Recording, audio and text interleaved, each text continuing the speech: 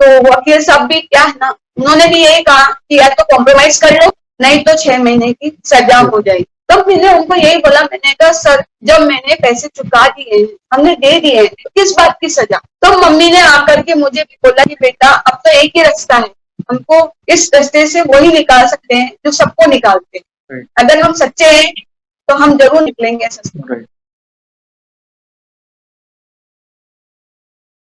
जय श्री राम दोस्तों, कैसे हो आप। हमारी चैनल में आप सभी का स्वागत है। मैं हूं आपका दोस्त जयेश वाघेला, फाउंडर ऑफ धार्मिकस्टोरी.com एंड सीक्रेट मिस्ट्रीज। दोस्तों आज मैं फिर से एक और इंटरेस्टिंग वीडियो कॉल सेशन लाया हूं। हनुमान जी के भक्त ऑनलाइन है, उत्सुक है अपना अनुभव शेयर करने के लिए। और वीडियो में आगे बढ़ने से पहले आप सभी को बता दूं कि अगर आप भी हनुमान जी से जुड़ा अपना अनुभव मुझसे इंस्टाग्राम वीडियो कॉल पर शेयर करना चाहते हैं तो इंस्टाग्राम की लिंक मैंने डिस्क्रिप्शन में दी है, उस पर क्लिक करिए, मुझे फॉलो करिए और मैसेज करिए।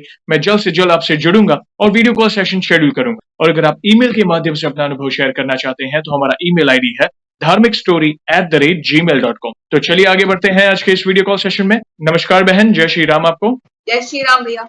आपका बहुत बहुत स्वागत है आज के इस वीडियो कॉल सेशन में और धन्यवाद भी जो आप अपना समय निकाल रहे हैं और इनिशिएटिव ले रहे हैं बालाजी महाराज से जुड़ा अपना अनुभव शेयर करने के लिए। आप सबसे पहला सवाल आप ये बताइए कि आपका पूरा नाम क्या है, आप कहाँ से बिलोंग करते हैं और आप क्या करते हैं। मेरा नाम कविता श्रीवास्तव है, मैं अजमेर राजस्थान से बिलोंग करती हूँ। पहले मैं ट्यूशंस पढ़ाती थी, लेकिन कोरोना के लॉकडाउन की वजह से मेरी ट्यूशंस खत्म हो गई हैं और अब मैं एक होम बेकर हूँ जो घर से केक का ऑर्डर लेती हूँ। ओके, होम बेकिंग करते हैं। ओके, बहुत अच्छा लगा जानकर। आपका बहुत बहुत स्वागत है जो आपने अपना समय निकाला और आप इनिशिएटिव ले रहे हैं हनुमान जी से जुड़ा अपना अनुभव शेयर करने के लिए। बहुत अच्छा लग रहा और हम उत्सुक है बहन ये जानने के लिए कि आप प्रभु ने आप पर क्या कृपा की, क्या महिमा का बखान करने वाले हैं। सारे भक्त वही वेट कर रहे हैं। दूसरा सवाल उन्हीं से जुड़ा है, ये बताइए कि जीवन में हनुमान जी की भक्ति आपने कब शुरू की, अब मतलब और क्या पाठ वगैरह करते थे, आप डिटेल में सारे दर्शकों को बता सकते हैं।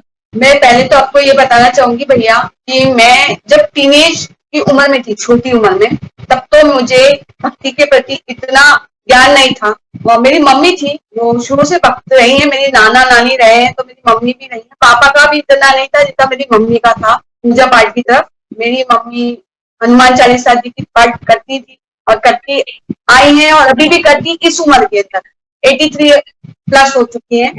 और मेरा जो पहला एक्सपीरियंस, जो अनुभव है भगवान के प्रति, जो मेरी आस्था बढ़ी है, श्रद्धा जिसे कहते हैं दिल से, वो मेरी श्रद्धा बढ़ी है। मेरी गली के अंदर ही, हमारी गली में एक दादी जी रहती, उनको हाथ देखने का बहुत वो था, श्री कृष्ण भगवान की वो मिली थी। तो उन्होंने मेरा हाथ देखा तो उन्होंने बोला कि बेटा तेरे हाथों में त्रिशूल की रेखा है, तो भोलेनाथ की पूजा क्यों नहीं करती। मुझे विश्वास नहीं हुआ कि ऐसा भी कुछ हो सकता है। उन्होंने कहा करके तो देख, मेरा असंभव कार्य भी संभव हो सकता है जो तेरे मन में है। तो मैंने कहा ठीक है, और उन्होंने मेरे को सिर्फ ये कहा था श्रद्धा से करना, जितना भी तेरे से हो सके।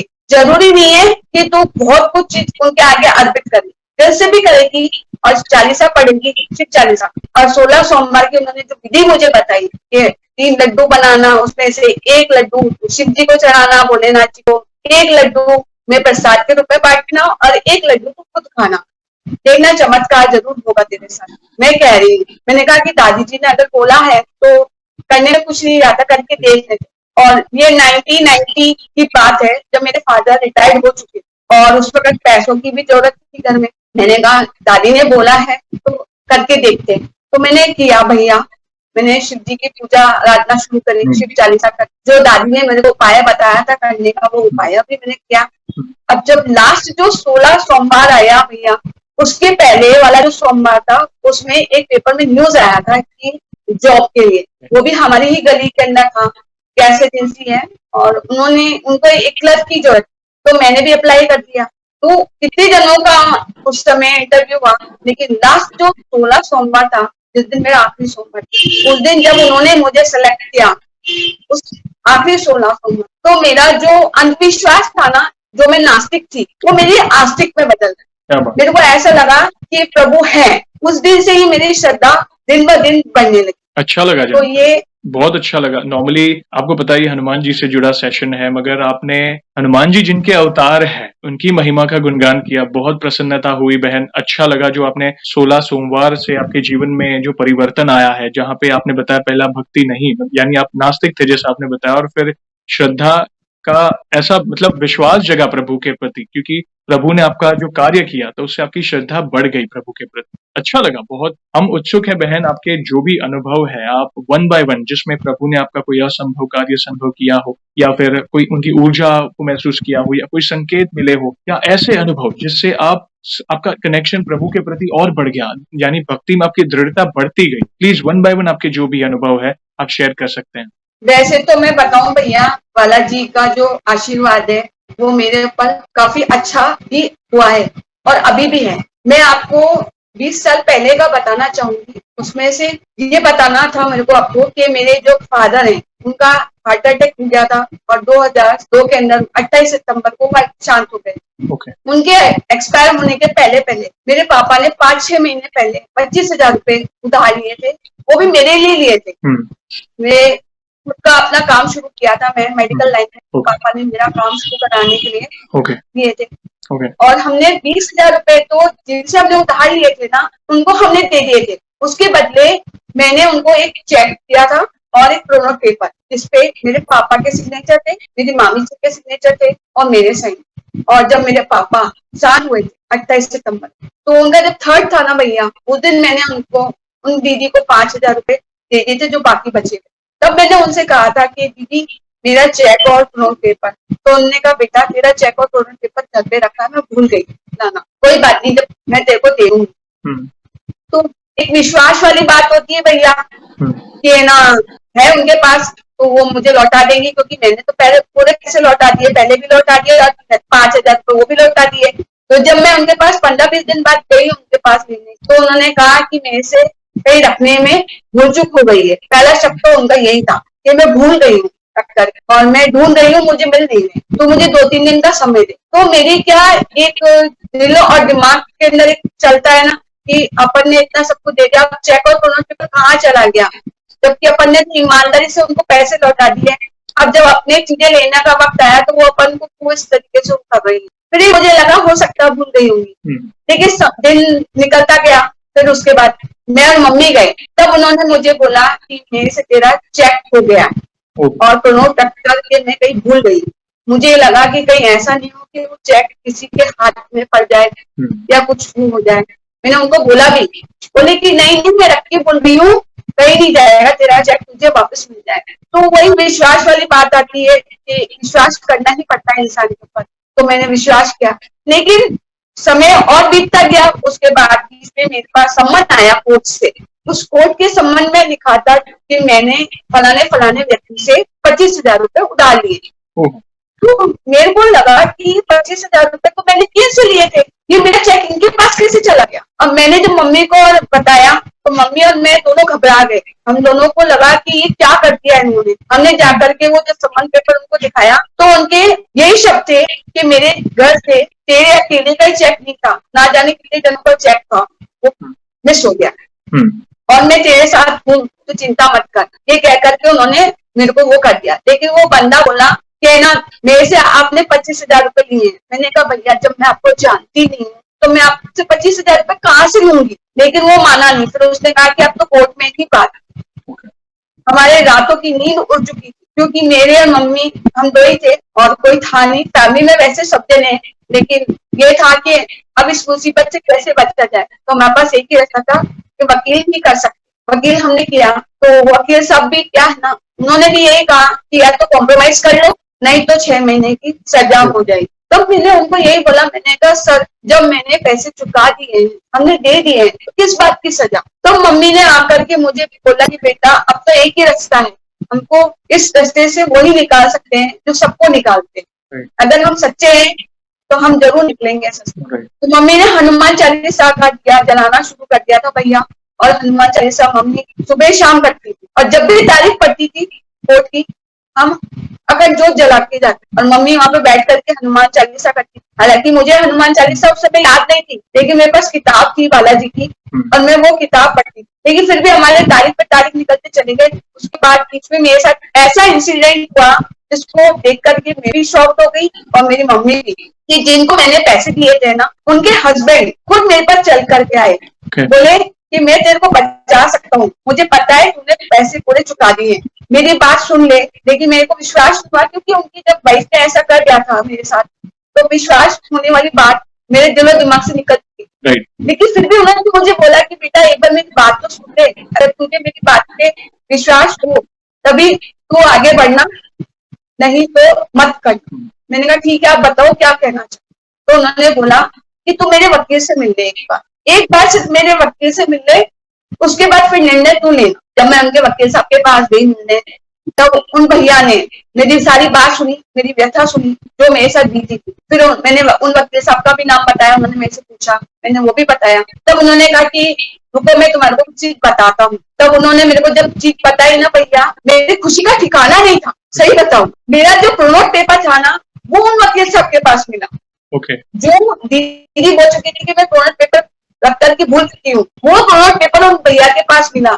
उसमें वही चेक नंबर, वही चेक में भरा हुआ जो 25,000 रुपए लिखे हुए थे वो, और मेरे फादर के सिग्नेचर, मेरे सिग्नेचर, मेरे मामी जी के सिग्नेचर, वो देख करके जब मुझे लगा ना, तो मेरे को ऐसा लगा कि अब मैं जीत सकती हूँ, क्योंकि भगवान ने मेरे लिए रास्ता खोल दिया। मैंने आकर के मम्मी को बताया, फिर मम्मी को लेके गई, तो मम्मी ने कहा आप ही मेरे बालाजी हो, अब आपको ही मेरे को मेरी बेटी को मेरे को इस रास्ते से निकाल। तो भैया हम लोग जीत गए केस, लंबा जरूर चला लेकिन केस जरूर।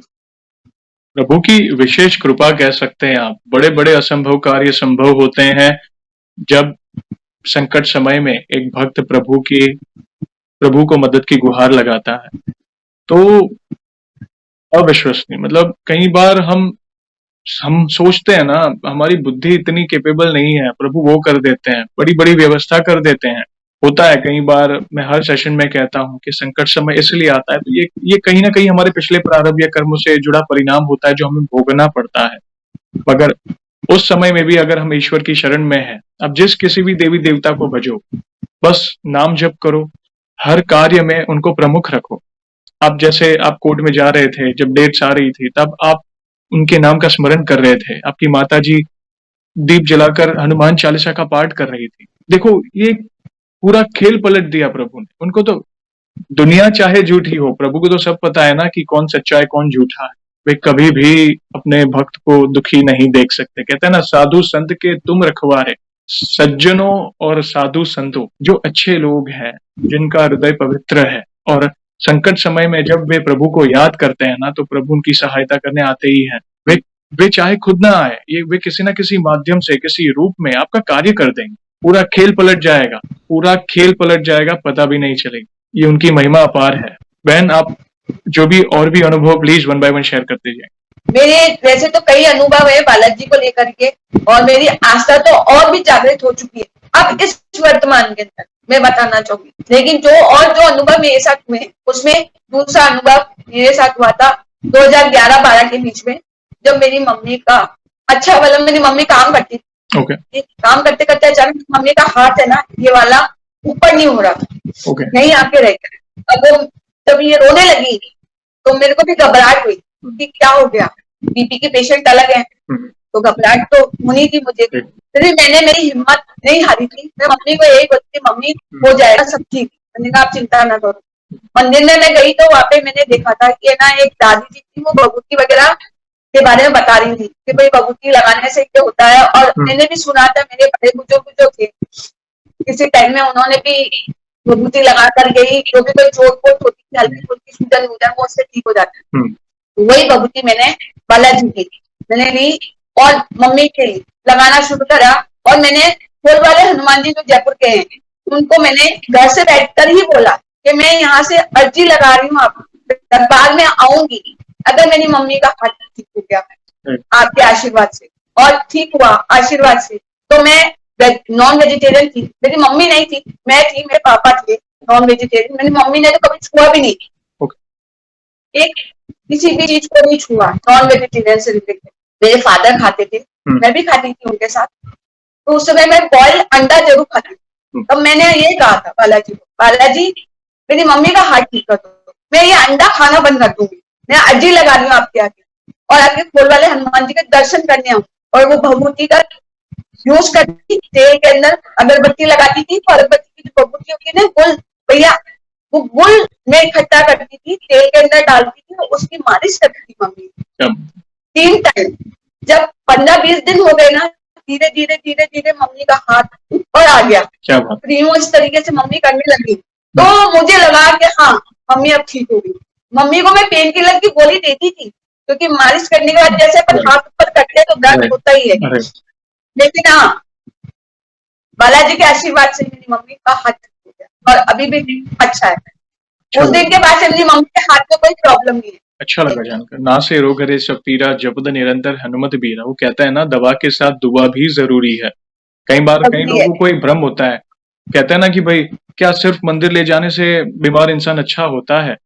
देखो, इसका एक इसके बारे में क्लैरिफिकेशन है। ऐसा नहीं है कि हमें दवाई नहीं खानी। आपने देखा होगा कई बार हम दवाई खाते हैं मगर दवाई लगती भी नहीं है। देखो, इसलिए कहते हैं ना कि दवा के साथ दुआ इसलिए जरूरी है कि आप दवा तो खाइए, कोई दिक्कत नहीं, मगर प्रभु का नाम लेकर अगर हम उस इलाज को आगे बढ़ाएं तो प्रभु की कृपा अगर हम पर होती है ना, तो बड़े बड़े असंभव कार्य संभव हो जाते हैं, सब कुछ सरल हो जाता। हम सोच नहीं सकते कि हम डे टू डे लाइफ में हमारे काम कितने आसान हो जाते हैं। जैसे आपने बताया कि हाथ में कैच आ गया, या जो भी मसल कैच जो जिसके कारण ऊपर नहीं हो रहा, ये किसी को लगेगा ये एक नॉर्मल चीज है, मगर जो एक सच्चा भक्त होता है ना, जो जिस घर में भक्ति होती है, वो हर कदम पर प्रभु को याद करता है, छोटी से छोटी चीज में भी प्रभु को याद करता है। बहुत अच्छा लगा बहन, क्योंकि आप नहीं जानते हैं आज आपके इस अनुभव को सुनने के बाद कहीं ना कहीं किसी को इंस्पिरेशन मिलेगी और वे भी प्रभु की शरण में जाएंगे। धन्यवाद। आप जो अलग अलग अनुभव आप सभी भक्तों से शेयर कर रहे हैं, प्लीज और भी कोई अनुभव तो शेयर करिए। मेरा एक अनुभव और भी है जी। वर्तमान में 2017 का। ओके। मैंने उस समय मेरी मम्मी के लिए, मेरी एक जिद थी कि मम्मी पापा के जाने के बाद हमारी लाइफ जो थी वो किस तरह थी ग्राफ, लेकिन धीरे धीरे धीरे धीरे प्रभु के आशीर्वाद से ग्राफ क्यों आया, है ना। अब मेरा एक ही कामना थी, मम्मी कार लेनी है। तो वो कार मैंने परचेज करी, क्योंकि मेरी मम्मी का दिन ब दिन मेरी मम्मी की एज बढ़ती चली जाती थी। ट्रेन में ट्रेवल करना और बस में ट्रेवल करना के लिए दिक्कत था, क्योंकि घुटने काम नहीं कर पाते उस समय। फिर मैंने ये सोचा, मैंने कहा कार ले लेते। मैंने कार ली भैया, 1 घंटे कार मैंने सीखी। मेरा जो अनुभव है, मेन जो अनुभव मेरा ये जो कार का है, सबसे बड़ा हार्ट टचिंग है। ये बालाजी है, आस्तिकता में है, ये मैंने बहुत महसूस किया अंदर से।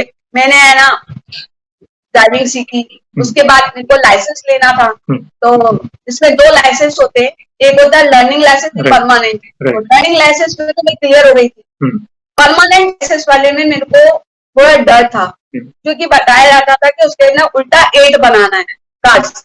यस, उल्टा 8 बनाना था, सीधा 8 और उल्टा 8। सीधा 8 तो आप बना लोगे, लेकिन अगर उल्टा 8 अगर आपने नहीं बनाया तो आपका लाइसेंस रिजेक्ट हो जाए। और यही बात मेरे भांजे ने मुझे बोली थी कि मौसी आप सीधा तो बना लोगी, उल्टा नहीं बना पाओगी। अगर उल्टा नहीं बना पाई तो लाइसेंस रिजेक्ट हो जाएगा और आपको ड्राइवर रखना पड़ेगा। अब वो मेरे दिमाग में बात बैठ गई कि नहीं, मुझे करना है। और मेरे दिमाग में ये भी था कि अगर मैं नहीं कर पाई तो मेरे को ड्राइवर रखना पड़ेगा। भैया बालाजी का आशीर्वाद ऐसा रहा मेरे ऊपर कि मैं मम्मी को लेकर के आरटीओ ऑफिस जाती थी। क्या बात है। 10 बजे ऑफिस खुलता था आरटीओ ऑफिस, उससे पहले हम सुबह सुबह मॉर्निंग में निकल जाते थे 6:30-7 बजे। मम्मी को लेकर आती थी। मम्मी को हनुमान चालीसा तो याद थी, मुझे भी याद हो गई थी हनुमान चालीसा। और बस बालाजी का नाम लेकर के हनुमान चालीसा करते करते मैंने एक उल्टा बनाना शुरू किया, परफेक्ट हो गई उसके अंदर भैया। और जब आया तब प्रभु बालाजी ने ही मेरा इस संकट से मुझे निकाला और मेरा लाइसेंस बन गया। ये मेरा सबसे बड़ा एक और चमत्कार है बालाजी का, जो मुझे और भी दृढ़ता अंदर से मजबूत करता है कि हाँ मेरे लिए बालाजी बैठे। और अभी लेटेस्ट एक और बताना चाहूंगी, मैंने जो अनुभव किया, अभी गणेश चतुर्थी के दिन चल रहे थे अपने सितंबर के अंदर ही, तो गणेश जी को सभी जने बैठाते हैं, हम भी बैठाते, गणेश जी सभी जने बैठाते क्योंकि विघ्न हटता है और सबकी वो करते हैं, सुनते हैं। मैंने उनको बैठाया ही था उस दिन, और मैं हनुमान चालीसा भी करती आ रही हूँ, पूजा करती हूँ, हनुमान चालीसा साथ में करती हूँ। बैठाया था उनको, सबसे पहले उनकी करी गणेश जी की स्तुति, फिर माता लक्ष्मी जी की करी, फिर बालाजी की करी।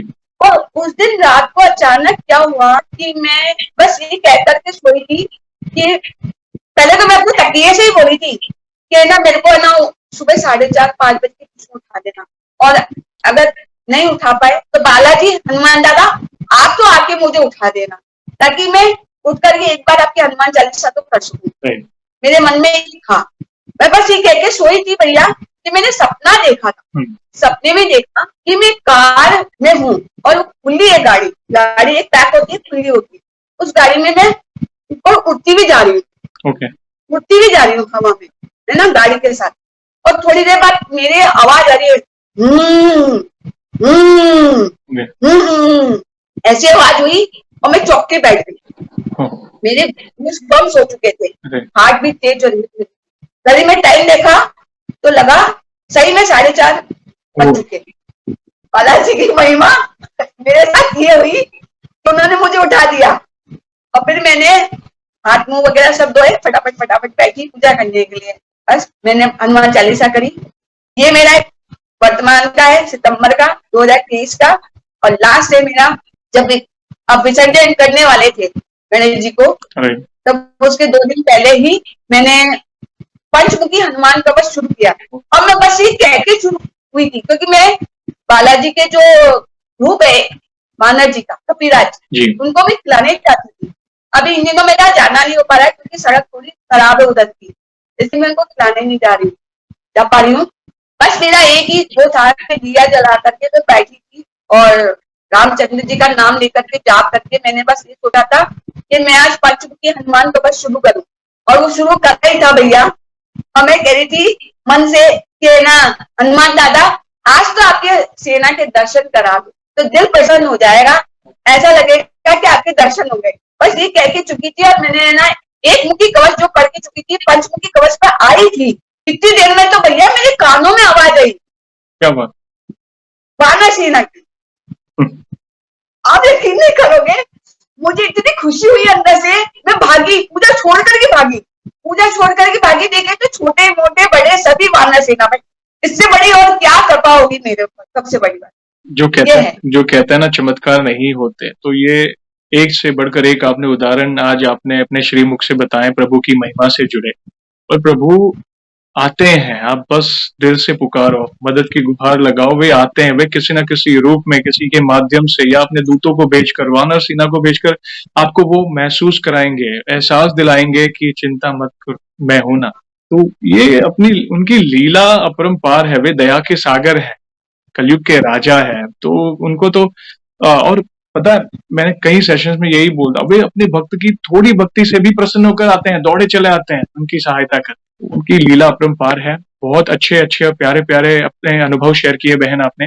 एक सवाल और पूछना चाहूंगा, जैसे आज हम आपका अनुभव सुन रहे हैं, वैसे आपने हमारे चैनल में बाकी भक्तों के अनुभव सुने होंगे, वैसे आप कितने समय से हमारे वीडियोस देख रहे हो, और बाकी भक्तों के अनुभव को सुनने के बाद आपको ऐसी क्या प्रेरणा मिली अंदर से कि चलो मैं भी आज अपना अनुभव शेयर करूं? प्लीज अपने शब्दों में बताएं। मैं सबसे पहले तो मैंने जो देखा था यूट्यूब पे चैनल पे बागेश्वर धाम वीरेंद्र शास्त्री जी, उनका देखा था सबसे पहले।